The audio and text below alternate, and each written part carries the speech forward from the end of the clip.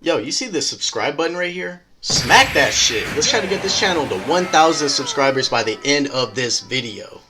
What's up guys, it's your host Hunter Joshi and welcome back to another Scary Time. And I'm gonna be real honest with y'all, I just finished the new Netflix series called Ju-On Origins. For those of y'all that don't know, it's the movie that The Grudge is based off of. It's originally from Japan, my mistake if I got that wrong, but I know the American dub version of The Grudge was like a remake of Ju-On. Now Ju-On takes place like before the first movie, you know, spoilers, Ju-On Origins is what happens before the first movie. If y'all love scary movies, scary shows at that, I highly recommend y'all guys go check it out. It truly has me spooked. I'm actually a little afraid. I really didn't want to turn the lights off, but you know, this is a scary time, and for a scary time, your boy can't be a little. So for today's video, we'll be reacting to Nuke's Top 5 scary horror movies based on true stories. So yeah, I don't want to waste too much of y'all guys' time. So without further ado, we're gonna go ahead and jump straight in. Yo, shout out to Nuke's Top 5. The link to his channel will be in the description below if you want to go check out his videos. Horror movies based on true events. Alright. Nightmare on Elm Street.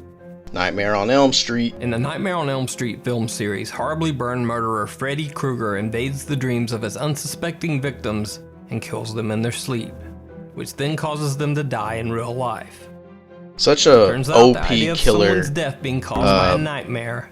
Horror character like ever. In fact, Nightmare on Elm Street was inspired by a very real news story. In 1981, 26 healthy men from the Asian country of Laos died in their sleep, usually screaming out just before death as if they were having a terrifying dream. Doctors and scientists couldn't understand what had caused the deaths or why the condition only affected Laotians. Physicians began to label the deaths as, quote, nightmare death syndrome. Yo, that's a While studying thing? the strange nightmare death syndrome, Professor Shelley Adler was told by one Laotian man, quote, when Laotians don't worship properly, then the spirits of their ancestors don't want to protect them.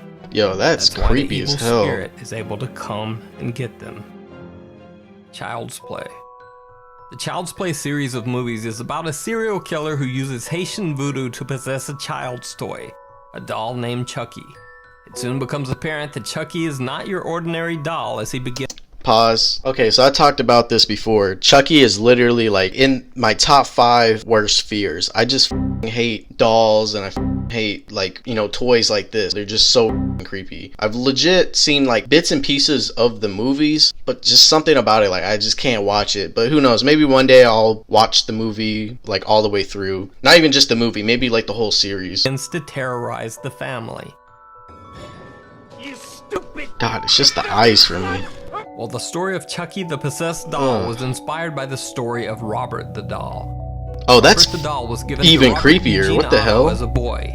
One rumor said that the doll had been given to Otto by a Haitian maid who disliked the family and cursed the doll. As a boy, Otto could often be heard talking to the doll, always referring to Robert as if he were real. Visitors to the house claimed to hear small footsteps. This kind of reminds me of more of The Boy than Chucky, the though. doll would often be found in a different room with no explanation as to how it got there. Yeah, that sounds like The Boy. Otto kept the doll until his death.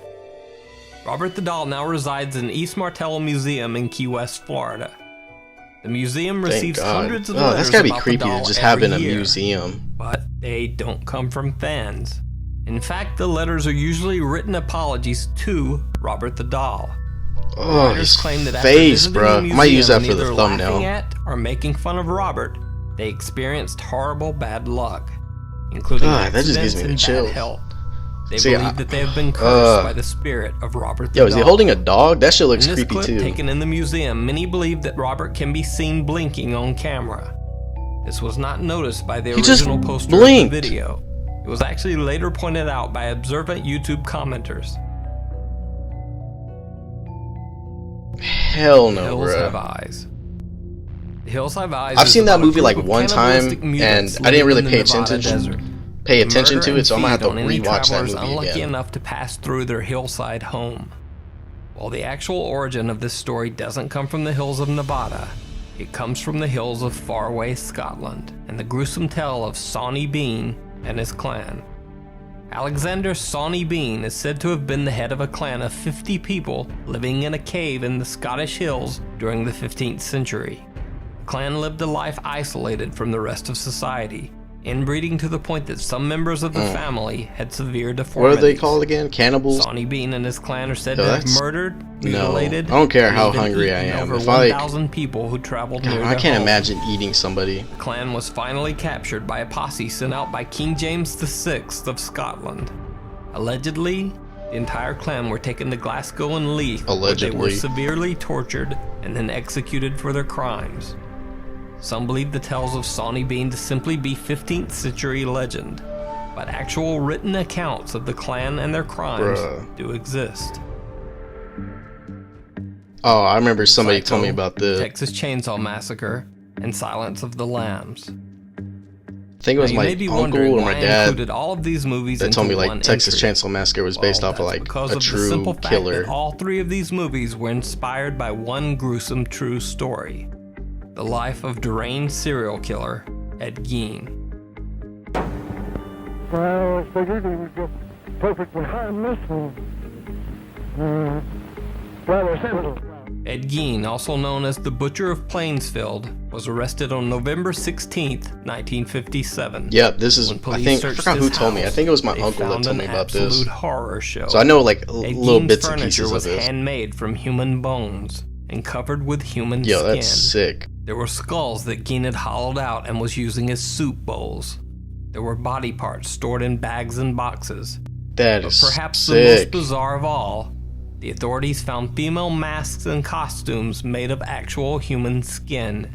Presumably Ed Gein would wear these human skin suits. Yo, you gotta be a sick to be able to do some shit like that. Not even gonna lie, I feel like I want to throw up a little bit because like that is just so disgusting. In horror movies, whenever there's blood, like I don't really trip out, but once it has to do with like skin peeling off, and I remember in Texas Chainsaw Massacre, he literally made a mask out of people's faces and shit, or I think it was just one full face, I don't remember, and like he would just wear it like that. Just when lounging around at home.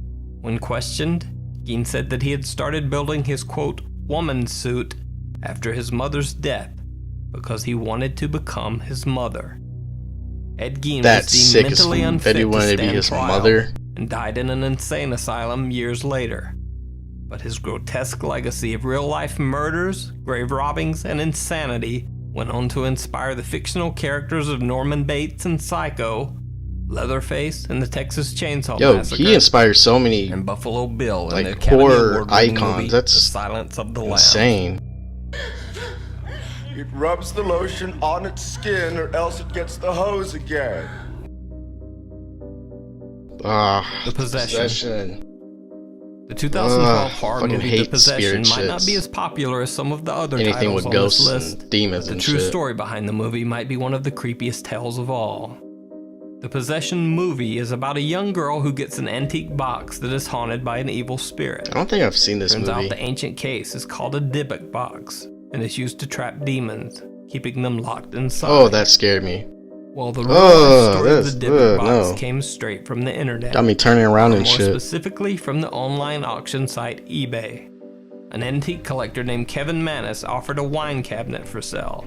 He claimed that the wine cabinet was purchased from the estate of a deceased 103-year-old Polish woman and carried a horrible curse of an evil spirit. He said he wanted to get rid of the Dybbuk box after many strange misfortunes had befallen him and his family, including his mother having a stroke after he had given her the cabinet as a gift. While the box was in his home, Kevin claimed to have violent nightmares from which he awoke with scratches and bruises. And later he even claimed to have seen, quote, strange dark creatures lurking around his home. Now, as weird of a sales pitch as that might be for an eBay item, you got to mail that shit back or something. Box. Kevin Manis sold the cabinet to a student named Iosif Nietzsche. However, Nietzsche put the box back up for sale on eBay only 8 months later, after he and his roommates began having bad luck and nightmares similar to the ones Why would somebody Manis sell that had. on eBay? If you know it's evil, why don't you just like try to burn that shit? Haxton claims that after owning the box, he began to break out in welts and hives, and even occasionally coughed up blood for no reason. Paxton says that eventually he just decided to seal the Dybbuk box inside a metal Good, container I mean, shit. and bury it in an undisclosed location. He has never told anyone where he Actually, buried no, the sealing Dybbuk it box. is dumb as somebody's just gonna dig that shit up later on in the future. And that is that. It's just crazy to me to think that there's actually real killers that inspired like horror icons, and it's crazy how there's actual dolls or myths and legends that inspire a lot of scary movies as well. The one with Ed, I forgot his last name, but the one with Ed was like the sickest one to me. But actually hearing more about that story is just really sickening to me. If you guys enjoyed this video, make sure you guys smash the like button if you want me to do a part 2 to this, or if y'all know any other creepy videos you would like me to react to on this series, comment down below, send me some links. So yeah, that's really about it. And since we're about nearing the end of the video, I want to take this time to shout out my merch. If you go to the description below, you'll see a link to my Huncho Joshi store. On my store, I have very high quality shirts, hoodies, phone cases, and more. So go cop some heat today. And if you do cop some heat, make sure you guys take a picture in it, send it to me on my social media to be shouted out in the next video. Make sure you guys like, comment, share to support your boy, subscribe if you're new to this channel, and if you are new, check out all my other series. Like I said, your boy is super close to 1,000 subscribers. Hopefully we can hit it after this video or the next. But yeah, that's real about it. I'm your host, Huncho Joshi, and I'll see y'all guys in the next video. Peace, love y'all, stay clean, and I'll see y'all soon.